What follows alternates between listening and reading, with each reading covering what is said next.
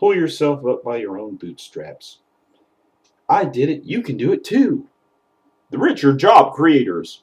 You're wealthy because material wealth is God's way of rewarding your faith. Selfishness is a virtue.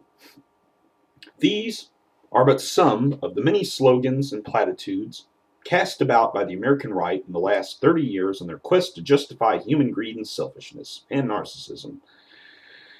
Libertarians and post-World War II conservatives constantly propagate this idea that just because they and their wealthy donors got rich, that the rest of us shouldn't pass laws to tax them more appropriately out of fear of the extremely remote chance that we could get lucky and become rich as well. Today, I will be putting the onus on this particular brand of plutocratic bullshit. Not that I should have to, because this has already been done to death, but whatever, just like the battle of 100 years ago, where we're having to fight over the issue of organized labor, having to fight to protect workers' rights today, even though we should have had that battle 100 years ago. Here I am going to fight this same old battle that we should have had won 30, 40, 50 years ago. Anyway, let me ask you a question. What do Horatio Alger and the writings of Ayn Rand have in common? Care to guess? Answer? They're both fiction. Angry Ozzy said it best when he said, "It's fucking fiction, you morons!" Or more appropriately, they're a malicious sort of pseudo-fiction that is even scarier in its ability to fool us into believing in an ideal that has virtually nothing in common with what is true to life. Think about the myth propagated by pop culture that every young girl can someday be a supermodel. While it is true that everyone could be a supermodel, it is, however, not true that everyone will be a supermodel. Only one out of every 100,000 women will ever have all the physical characteristics that will land them in that field. Similarly, only 1 out of 3 million people will ever become part of the super wealthy.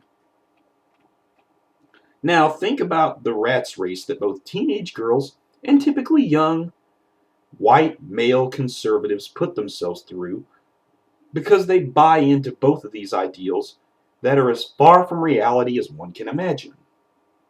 Teenage girls spend shitloads of money trying to become Mrs. Sexy Mama. Many of them become bulimic or anorexic in their pursuit of this propagated pseudo-fiction.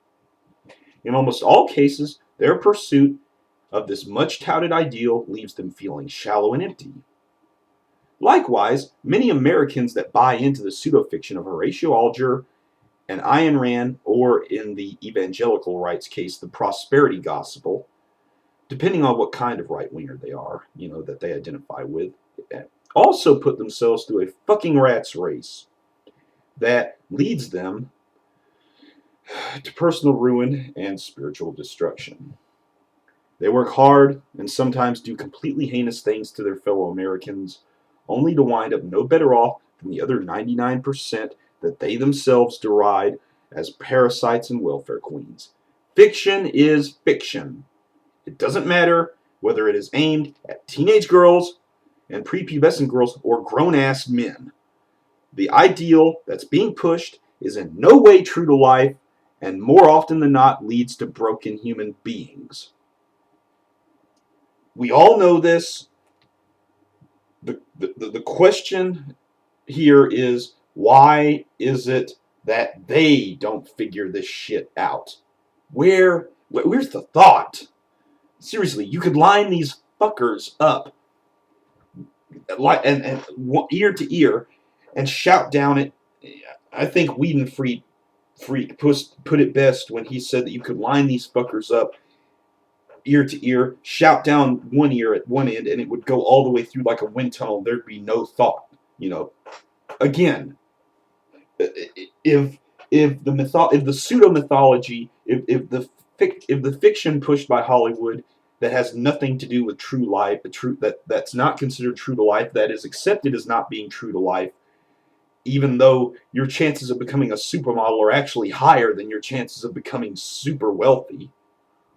If that isn't taken seriously, then how the hell do they justify taking something even less likely to happen as being serious, as being something that's realistic? Hmm? What are the seriously, why are people holding on to their fucking lotto tickets, thinking that somehow they're going to be the winners in some way? It's an empty dream. It's empty. It's a rat race that that they're putting themselves through, and it's leaving them with nothing to show for it. They buy into this shit. They wind up living in a trailer park when they're 80 with less benefits than their parents had before them at the same age, and they still fucking vote this way thinking they're gonna be fucking rich. What the hell? Seriously, why are you bastards? Is why is the right wing dragging the other 65% of Americans down with them just because they want to live this dream? And there's a reason why they call it a dream, because you have to be asleep to believe it. Why are you dragging the rest of us down? Just so that you can live something that is not true to life? Hmm? Hmm? Give me an answer to this question, people. I'd like to know this. Why am I working for $6.90 an hour after deductions for a temp group, getting hurt all the time on my freaking job, having to go to the doctor all the fucking time, in the South, in a low-wage, cheap labor pool kind of situation, when I could have, when had we had progressive legislation installed, we could have all lived decent lives. What's the point of one or two of us trying to shoot for this unrealistic ideal, this propagated pseudo-fiction? What is the point of doing this when uh, when you're undercutting your own progress by doing it? You're destroying your own capacity to live a decent life, as well as that of everyone else's, by propagating this junk. This video is directed at you, the conservative who buys into this shit. Justify it.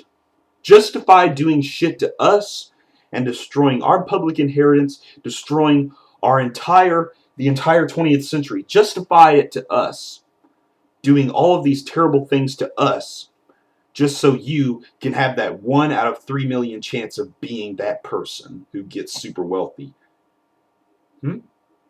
I'm waiting for that justification. Give it to me.